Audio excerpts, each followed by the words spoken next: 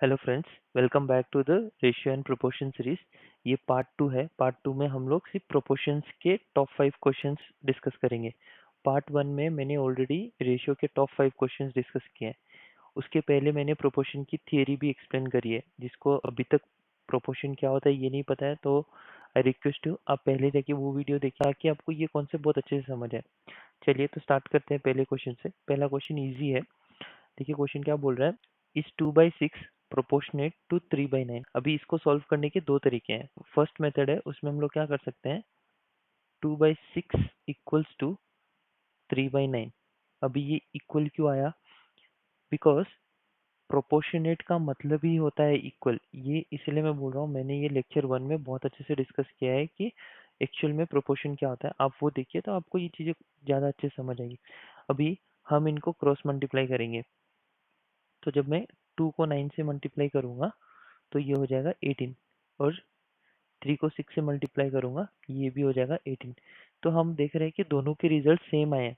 When both the results are same then we can say कि 2/6 is proportionate to 3/9।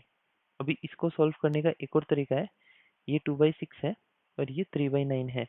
इन दोनों को इनके smallest form में ब्रेक कर लीजिए। ये 2 की टेबल में 1 टाइम आएगा, ये 2 की टेबल में 3 टाइम्स आएगा, ये 3 की टेबल में 1 टाइम आएगा, और ये 3 की टेबल में 9 टाइम्स आएगा। तो इसको हम लोग लिख सकते हैं 1/3, और ये भी हो जाएगा हमारा 1/3। सो ये दोनों इक्वल है। If both of them are equal it means वो दोनों इक्वेशन प्रोपोर्शनेट है एक दूसरे के। चलिए डिस्कस करते हैं क्वेश्चन नंबर 2। इस प्रॉब्लम स्टेटमेंट की भी कॉम्प्लेक्सिटी इजी है। तो इसमें भी आपको ऑलरेडी इक्वेशन बना के दिया है और आपसे x की वैल्यू पूछी है। तो इसको हम कैसे लिख सकते हैं, 2/x इक्वल्स टू 3/8। तो बस आप इसको क्रॉस मल्टीप्लाई करना है, इसको इससे मल्टीप्लाई कीजिए, इसको इससे मल्टीप्लाई कीजिए, तो ये हो जाएगा 3 into x is equals to 2 into 8।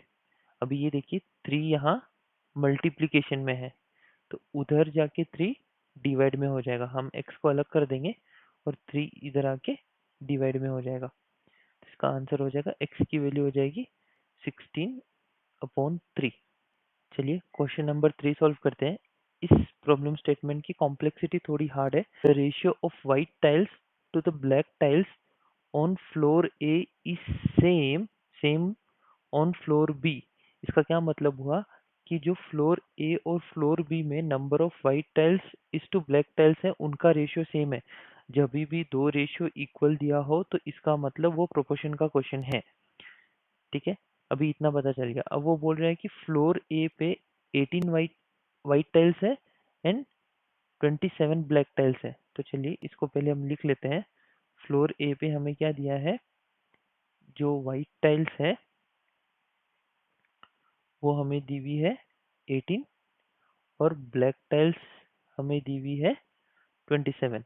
Okay, अभी आगे बोल रहा है कि फ्लोर बी पे 36 वाइट टाइल्स है, और आपसे पूछा है कि फ्लोर बी पे ब्लैक टाइल्स कितनी है। तो हम फ्लोर बी में भी क्या क्या दिया है वो लिख लेते हैं। फ्लोर बी में हमें वाइट टाइल्स दी हुई है 36, और ब्लैक टाइल्स हमें पूछी है कितनी है, ये हमें निकालना है।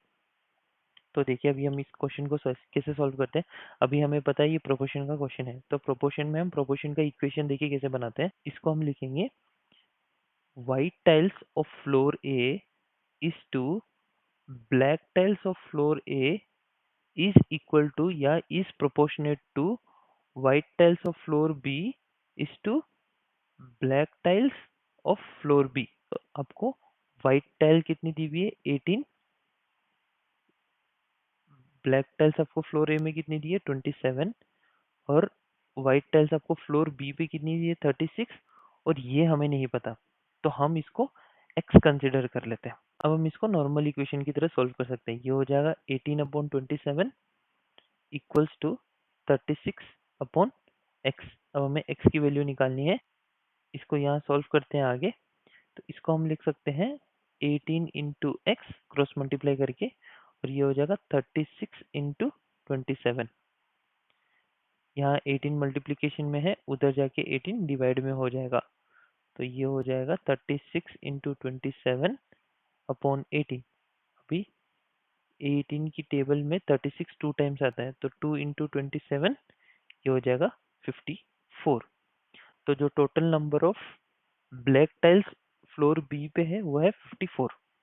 चलिए फोर्थ क्वेश्चन सॉल्व करते हैं, इसकी भी कॉम्प्लेक्सिटी हार्ड है।